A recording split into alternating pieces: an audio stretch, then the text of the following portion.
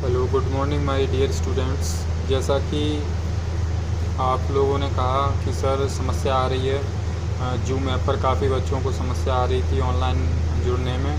तो उसका निष्कर्ष मैंने दूसरा रास्ता एक निकाला है यूट्यूब के ज़रिए। और फ़िलहाल अभी मुझे इस यूट्यूब की कोई विशेष जानकारी नहीं है, लेकिन उसके उपलक्ष्य में जो भी मैंने आपको ऑप्शन दिया है उसी के माध्यम से मैं आपको पढ़ाऊँगा।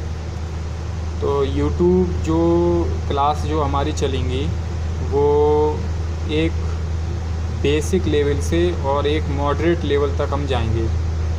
और ये जो भी हम आपको पढ़ाएंगे वो आपके कोर्स से ही संबंधित होगा। तो कुछ दिनों बाद मेरे पास आपकी कोर्स की सारी किताबें जो भी बुक्स होंगी आपकी वो मेरे पास आ जाएंगी विद्यालय की तरफ से। तब तक आप ऑनलाइन ही पढ़िए। लॉकडाउन काफ़ी हो चुका है और आगे भी लॉकडाउन रहेगा। मुझे लग रहा है कि जुलाई अगस्त से भी आगे ये लॉकडाउन जाएगा।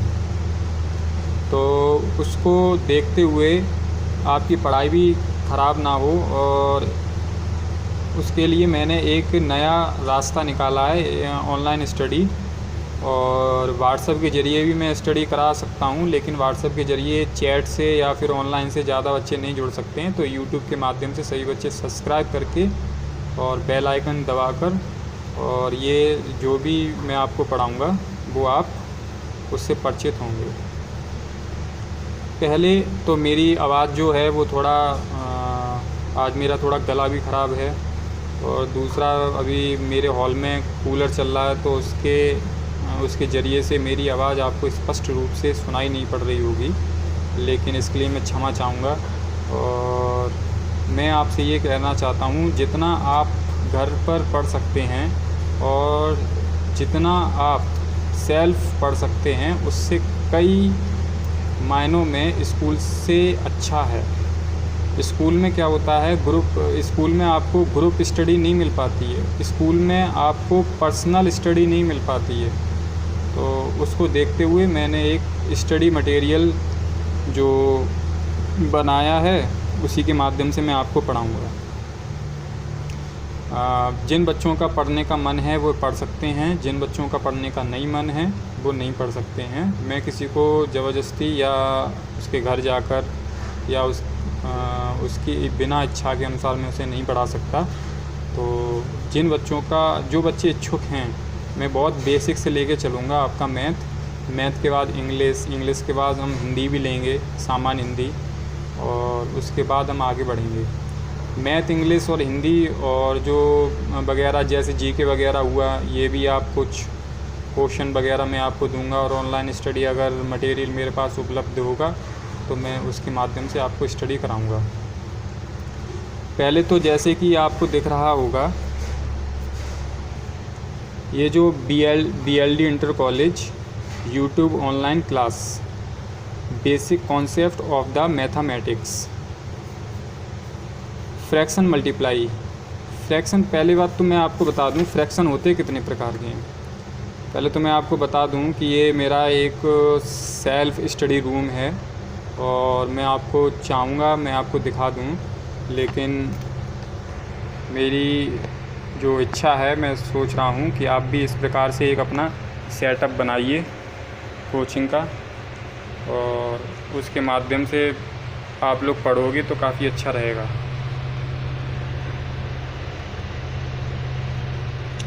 ये काफ़ी किताबें हैं मेरे पास, मुझे बहुत शौक़ है किताबें रखने का और पढ़ने का भी। तो आप लोग अगर इच्छुक हों तो आप पढ़ सकते हैं। ये मेरा सेल्फ स्टडी रूम है और इससे मैं काफ़ी कुछ सीखता भी हूँ, और आप लोगों से मैं भी कुछ सीखता हूँ, बहुत कुछ सीखता हूँ। जैसा कि क्लास 8th का एक बच्चा अनुभव है, उसने मुझे ऑनलाइन स्टडी का जो वीडियो था उसने बताया कि सर इस प्रकार से ऑनलाइन स्टडी हम कर सकते हैं। तो उसकी भी मैंने वीडियो, उसकी टेक्निकल जो चीज़ें थी उसको मैंने देखा और काफ़ी मैं उससे प्रभावित हुआ। तो उसी के ज़रिए से मैं आपको ये इन क्लास के माध्यम से मैं पढ़ाना चाहूँगा। और भी आपके जो फ्रेंड्स हों, मैं आपके घर कांटेक्ट करूं या फिर आपसे बात करूं कि आप पढ़िए आके, तो ऐसा हो नहीं पाएगा। आप ऐसे ही पढ़ सकते हैं। ठीक है, तो क्लास को आगे बढ़ाते हुए, ज़्यादा समय नहीं लेते हुए, तो पहले तो फ्रैक्शन मल्टीप्लाई, पहले तो मैं आपको ये बता देता हूँ फ्रैक्शन होते कितने प्रकार के हैं। फ्रैक्शन आपके 3 प्रकार के होते हैं। पहला होता है प्रॉपर, दूसरा आपका होता है इम्प्रॉपर, और तीसरा आपका होता है मिक्स्ड। प्रॉपर, इम्प्रॉपर और मिक्स्ड ये तो क्लास 3rd के ही बच्चे जानते होंगे, और आप नहीं जानते हैं तो मैं इसको बता सकता हूँ।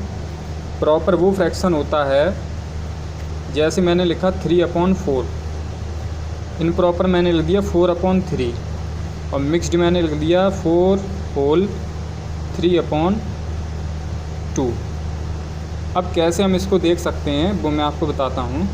प्रॉपर, इम्प्रॉपर और मिक्स्ड को हम कैसे पहचानेंगे, ये तीनों फ्रैक्शन हम कैसे पहचानेंगे ये मैं आपको बता देता हूँ। ऊपर वाला होता है डिनोमिनेटर, जिसको बोलते हैं अंश, हिंदी में बोलते हैं अंश, और नीचे वाला होता है डिनोमिनेटर, जिसको हम बोलते हैं हर। अगर मैंने एक एग्ज़ाम्पल मैं आपको दूंगा प्रॉपर कैसे हम पहचानेंगे। मान लो एक हमारे पास गोला है, गेंद है, गेंद में हमने रस्सी बांधी, और उस रस्सी को हाथ में पकड़कर और लटका दिया। तो मुझे आप ये बताइए उस गेंद का जो बेस वॉल्यूम और जो उसकी ग्रेविटी फोर्स होगा वो कहाँ होगा? डाउन पोजीशन में होगा, डाउन यानी नीचे होगा। तो उसका बल कहाँ होगा? नीचे होगा, उसका वजन नीचे होगा। तो वो प्रॉपर चीज़ होती है। ऐसा तो नहीं है बॉल आपने हाथ में पकड़ ली और ऊपर उसका वजन हो आपके हाथ के ऊपर, ऐसा नहीं हो सकता। तो ये प्रॉपर फ्रैक्शन की पहचान यही होती है। प्रॉपर मीन्स सही तरीके से, सही ढंग से, है ना। प्रॉपर वर्क करिए, है ना, प्रॉपर स्कूल आइए, तो सही तरीके से जो काम होता है उसको हम प्रॉपर कहते हैं। ऐसे ही प्रॉपर होता है। तो आप ये देख रहे हो 3 और नीचे है 4, तो ये 3 जो है ये आपका अंश हो गया, जिसको हम डिनोमिनेटर कहते हैं, और 4 को हम कहते हैं डिनोमिनेटर। तो ये 3 जो है आपका और 4 है, ऊपर से नीचे बड़ा है, वजन इसका नीचे है। मैं आपको बताऊंगा कि 3 छोटा होता है, 3 डिजिट छोटा है, 4 डिजिट बड़ा है। तो इसका वजन कहाँ है? नीचे। और इम्प्रॉपर में ठीक उल्टा इसका होता है कि यहाँ पर अंश बड़ा होता है, हर छोटा होता है, यानी कि वजन नीचे नहीं होता। और जिधर वजन नीचे नहीं होगा तो वो इम्प्रॉपर कहलाता है, क्योंकि ऊपर वजन नीचे ही होना चाहिए तभी तो प्रॉपर बनेगा। ऊपर वजन कम हो, नीचे वजन ज़्यादा हो। ऐसे 3/4 लिखा हुआ है तो ये प्रॉपर फ्रैक्शन हो गया। अब 4/3 लिखा हुआ है तो ये इम्प्रॉपर है, क्योंकि वजन नीचे होना चाहिए। तो 3 तो नीचे है, 4 ऊपर है, तो इसका मतलब ये इम्प्रॉपर है, क्योंकि इसमें मैंने एक एग्ज़ाम्पल आपको दिया था बॉल का, तो उस हिसाब से ये इम्प्रॉपर हो गया। मिक्स्ड की पहचान होती है होल का, आंसर होता है होल का। जहाँ भी आप मिक्स्ड फ्रैक्शन देखेंगे, मिक्स्ड मीन्स मिश्रित जो होता है, मिश्रित भिन्न जो होती है, उसका हमेशा होल में आंसर आता है। 3 होल 2/5, 6 होल 3/2, ये सब होल में आंसर आते हैं। ये होल यानी 3 सही 2/5, 6 सही 3/2, 4 सही 3/2। तो इस प्रकार से इसके आंसर आते हैं। ये तीनों मैंने आपको सिखा दिए, प्रॉपर, इम्प्रॉपर और mixed. 3 types of fraction, proper, improper and mixed. अब इसके बाद मैं आगे चलता हूँ। अब मैं आपको यहाँ पर पढ़ाऊँगा फ्रैक्शन मल्टीप्लाई, भिन्नों का गुणा। भिन्नों का गुणा बहुत सिंपल होता है। जैसे 4/5, 4/11 इंटू 5/9। अब आप यहाँ पर देखते जाइए क्या है पूरी प्रक्रिया क्या है, मैं वो आपको बताऊँगा। 4/11 लिखा हुआ है इंटू 5/9। अब इसको हम जब मल्टीप्लाई फ्रैक्शन जब करेंगे, मल्टीप्लाई का मतलब आप लोग जानते होंगे, मल्टीप्लाई मीन्स होता है गुणा। इसको गुणा भी बोलते हैं, और इसको इंग्लिश में इनटू भी बोलते हैं और मल्टीप्लाई भी बोलते हैं, बहुत से इसके नाम हैं। तो अब आप ये देखिए, जब भी हम गुणा करेंगे, भिन्नों का गुणा करेंगे यानी कि मल्टीप्लाई फ्रैक्शन करेंगे, तो 4/4/11 5/9 आमने सामने फेस टू फेस, इसके सामने 5 है तो फेस टू फेस इसका गुणा कर देंगे, इसका मल्टीप्लाई कर देंगे। 5 4 ज़ा 20, अब 9 11 ज़ा 99, 11 99, फेस टू फेस करना है ना हमें। ये तो इसका हो गया पहला स्टेप। मल्टीप्लाई फ्रैक्शन में 2 स्टेप होते हैं, एक पहला स्टेप हमने अभी सीख लिया। अब दूसरा स्टेप कहता है क्रॉस रूल।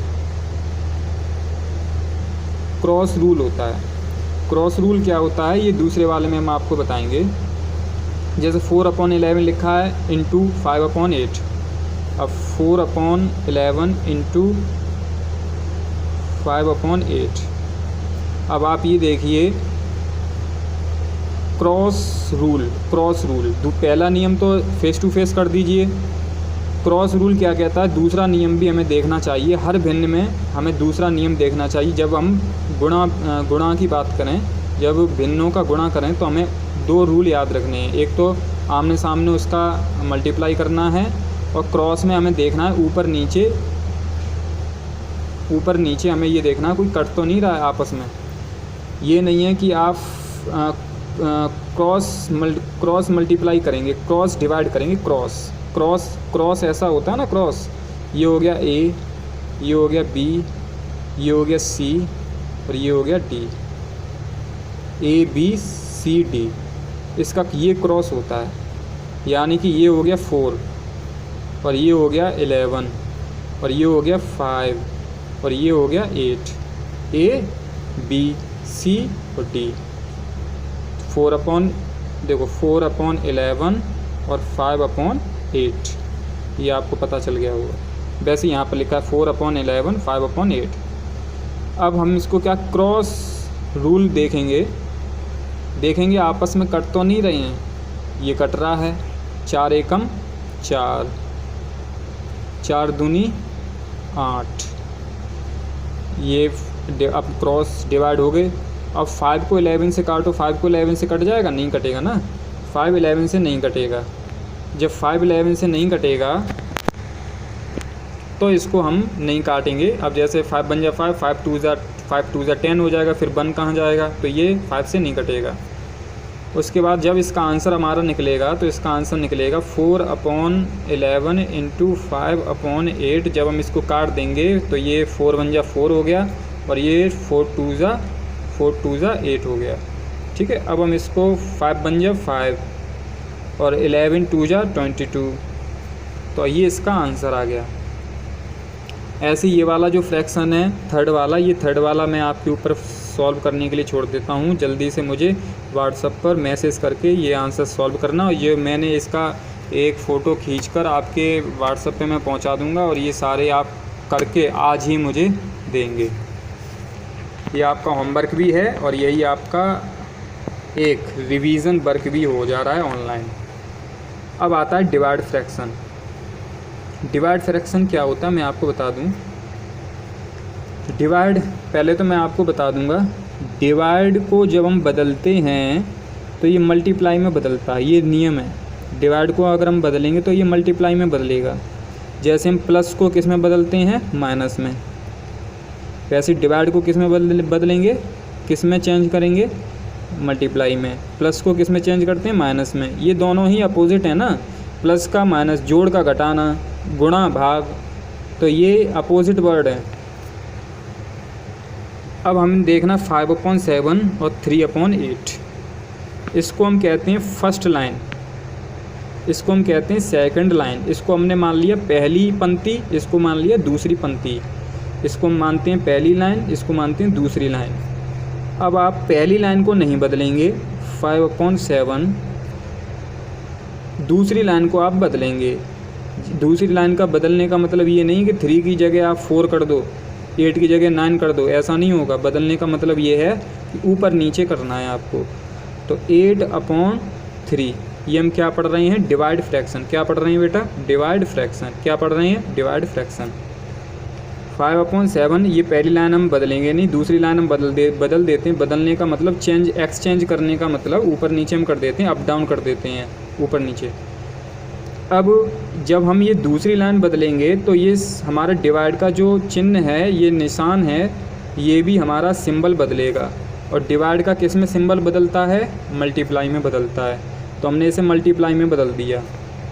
अब जैसे ये मल्टीप्लाई वाला हम करते हैं, इसमें कितने रूल बताए थे, पहला रूल और दूसरा रूल।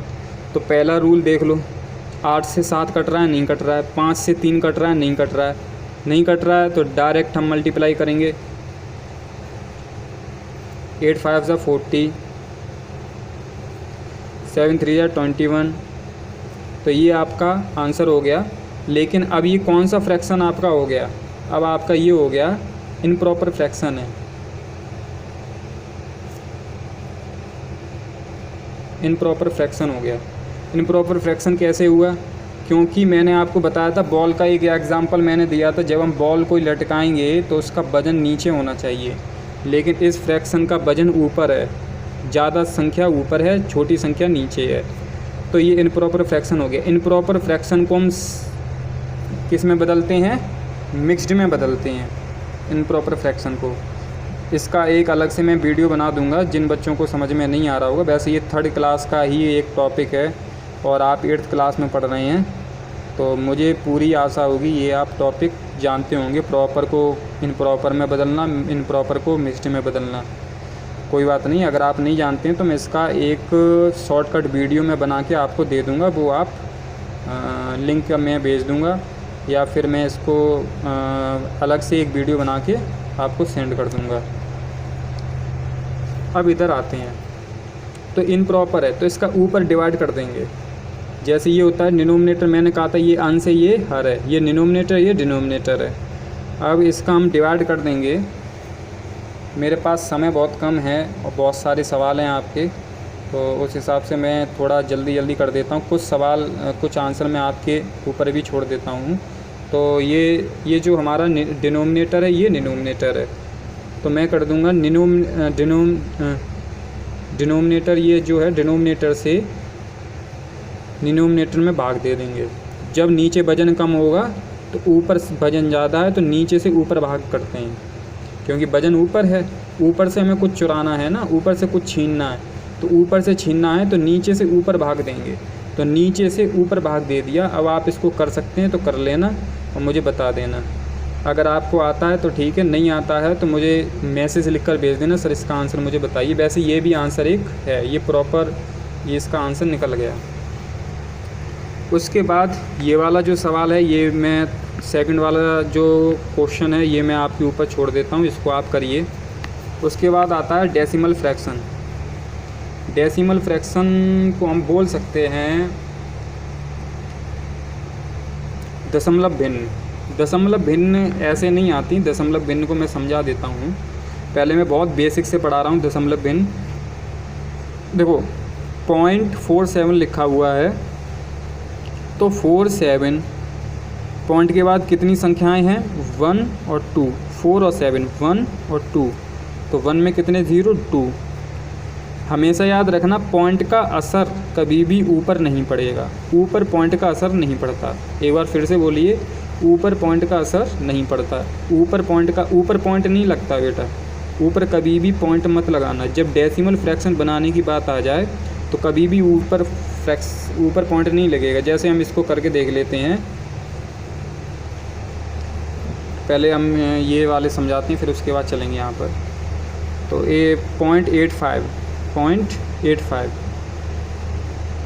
तो 0.85 आपका जो है, तो पॉइंट के बाद कितने हैं, 8 और 5, 2 डिजिट हैं, 8 और 5, तो 8 5 हमने लिखा। ऊपर पॉइंट का असर नहीं पड़ेगा, तो हम जितने पॉइंट के बाद अंक हैं उतने एक में 0 लगा देंगे। उसके बाद 0.73, ऊपर पॉइंट का असर नहीं पड़ता, पहली बात। दूसरी बात, एक के बाद पॉइंट के बाद जितने अंक 1 और 2, तो 1 में कितने 0, 2 0। अब इस पे आते हैं थर्ड क्वेश्चन पर। इसमें क्या है, ये थोड़ा अलग है, इसमें अभी 2 डिजिट थे, अब 3 डिजिट हैं। अब आपको पता होगा क्या करना है, ऊपर पॉइंट का असर नहीं पड़ेगा। 475 बटे, अब 1 2 3 डिजिट हैं, तो 1 में 3 ज़ीरो डिजिट को हम इनपुट करेंगे, 1 2 3। इस प्रकार से ये आपको सारे सवाल करने हैं, 1 2 3 4 5। अब ये बार वाला सवाल मैं आपको समझा देता हूँ, बार का अर्थ क्या होता है। देखो, एक चॉकलेट होती है, बार क्या होता है, एक चॉकलेट होती है। चॉकलेट आपने खाई होगी, जैसे एक आती किटकैट ना, तो उसमें एक लंबी सी जो एक स्लैब टाइप में जो चॉकलेट निकलती है, तो उसको बार कहते हैं इंग्लिश में, बार। तो ये वही बार है, लंबा लंबा। लेकिन इस बार का अर्थ क्या होता है, जैसे पॉइंट मैंने कहा ऊपर कुछ भी असर नहीं पड़ता, तो 5/2 ऊपर बार है। इधर क्या करते थे, इधर बार था नहीं, इधर भी बार नहीं था, इस पर भी बार नहीं था, इस पर भी बार नहीं था, इस पर भी बार नहीं था, इस पर भी बार नहीं था। अब इस पर बार आ गया है, तो 52 ऊपर कुछ नहीं असर पड़ेगा, ना तो बार का असर पड़ता, ना ही पॉइंट का असर पड़ता, ऊपर किसी का असर नहीं पड़ता। तो अब क्या करना है, जितने बार के नीचे क्या है, 5 और 2 डिजिट हैं, तो उतने 9 आ जाएंगे, 2 डिजिट 9। अब जैसे ये ले लो 583, अब इसको हम करते हैं, इसको हम कैसे करेंगे, ये बार लगा हुआ है, पहले हमें फोकस करना है, पहले हमें ध्यान से देखना, ये बार है, तो 583 583। ऊपर ना पॉइंट का असर पड़ेगा, ना ही बार का असर पड़ेगा। डिजिट कितने हैं, 1 2 3, तो 9 कितने बार 9 लिखें, 3 बार, 1 2 3। इस प्रकार से हम डेसिमल फ्रैक्शन को भी कर सकते हैं, इस प्रकार से हम डिवाइड फ्रैक्शन को भी कर सकते हैं, इस प्रकार से हम मल्टीप्लाई फ्रैक्शन भी कर सकते हैं। ये भी मैटर मैंने आपको बता दिया, डिवाइड फ्रैक्शन कैसे करेंगे इसका भी मैटर मैंने आपको बता दिया, डेसिमल फ्रैक्शन हम कैसे करेंगे इसका भी मैटर मैंने आपको बता दिया। ये आपका वर्क है, ये भी आप करेंगे, और ये सारे सवाल हैं, ये भी आप मुझे करके देंगे। और उसके बाद मैं आता हूँ, अब एक नया सवाल आपके सामने आएगा। मैंने लिखा 3, यहाँ पर पहले हम देख लेते हैं। अभी ये क्या था, 52 बार, ये 52 बार, ये वाला देखिए 52 बार, पॉइंट 52 बार, पॉइंट 52 बार, बार 52 बार। तो अभी तो ये बार 52 पर ही था। अब मैं ये कर देता हूँ 583, अब ये मैं आधे पर कर देता हूँ। अब क्या करोगे, ये मैं आपको समझाऊंगा। ये मैंने इधर अब बना लिया है, और उसके बाद मैं आपको बताऊंगा। यही जैसे मैंने ये आपको बताया, 52 पर पूरे पे बार है, तो हमने 9 9 9 कर दिए नीचे, ठीक है। अब आधे पर बार है, तो हम क्या करेंगे, 583 ऊपर ना पॉइंट का असर पड़ता है, ना ही बार का। जितने बार के अंदर हैं उतने 9, देखो जितने बार के अंदर होंगे वो तो 9 होंगे ही होंगे, जितने बार के अंदर हैं उतने 9, और जो बार से बाहर है उतना 0। देखो बार के अंदर कितने थे, बार मैं बता देता हूँ आपको। ये हमारा बार था, बार के अंदर हमारा 8 और 3 था, बार के अंदर हमारा 8 और 3 था, तो 8 और 3 तो 9 9 हो गए। बार के अंदर जितने भी डिजिट होंगे आपको पता होगा 9 9 होते हैं। बार के अंदर जितने भी डिजिट होंगे, जैसे बार के अंदर 5 और 2 था, तो हमने 52 और 99। अब बार से जो बाहर होगा वो 0 में आ जाएगा, वो तो पता ही है आपको। बार इस पे लगा नहीं है तो 0 आता है, बार से बाहर तो 0। अब ऐसे ही ये इधर किया गया है। ये वाला सवाल आप देखिए, ये वाला 0.642 बार। अब क्या है, मैंने क्या लिखा, 0.642 बार लिखा हुआ है, जितना बार से बाहर। पहली लाइन हम बोलेंगे 642 बार, अब इसको हम करेंगे जैसे का तैसा, पहले का पहला ही लिखेंगे। 642 जितना बार से बाहर कितना है 6, तो 6 माइनस अपॉन जितना बार के अंदर उतने 9, जितना बार के अंदर उतने 9, जितना बार से बाहर उतने 0। ये आपका ये एक प्रकार का अभी ये सॉल्व नहीं हुआ है, लेकिन ये मैं कराऊंगा धीरे धीरे। देखिए मैथ एक प्रैक्टिस वाली चीज़ है, आप जितना प्रैक्टिस करेंगे, जितना फोकस करेंगे, उतना ही आप इसको इम्प्रूव अपना कर पाएंगे। और मैं आपसे आशा करता हूँ आपको सवाल नहीं आता है तो मुझे कमेंट सेक्शन में लिख कर बताइए सर ये सवाल नहीं आ रहा है, तो या फिर आप वीडियो को दोबारा देखें, वीडियो डाउनलोड कर लें, उसके बाद इस वीडियो को दोबारा देखें, 3 बार देखें, 4 बार देखें, 5 बार देखें, है ना। तो वीडियो को जितनी बार आप देखेंगे उतनी बार आपका रिवीजन होगा और आप पढ़ सकते हैं। देखिए अब ये वाला सवाल है हमारा 4276, जितना बार के अंदर, पहले तो ऐसे का ऐसा ही लिखेंगे। बोलिए, पहले तो ऐसे जैसे का तैसा ही लिखेंगे, पहले तो जैसा लिखा है वैसा ही लिखेंगे। 4276 जितना बार के बाहर उतना माइनस, जितना बार के बाहर उतना माइनस, -4, जितना बार के बाहर बार ये है, बार के बाहर क्या है 4, तो -4, जितने पर बार उतने 9, 1 2 3, 1 2 3, और जितना बार से बाहर वो 0। इस प्रकार से आपको करना है, आप कर लेंगे, मुझे आशा है आपको समझ में आ गया होगा। नमस्कार, अगले वीडियो में मैं आपसे फिर मिलूँगा, तब तक के लिए धन्यवाद और बहुत सारा प्यार। और मैं चाहूँगा आप लोग घर में ही रहें, सुरक्षित रहें, और जो भी ऑनलाइन स्टडी आपका होगा वो मैं आपको करा दूँगा। धन्यवाद, बाय।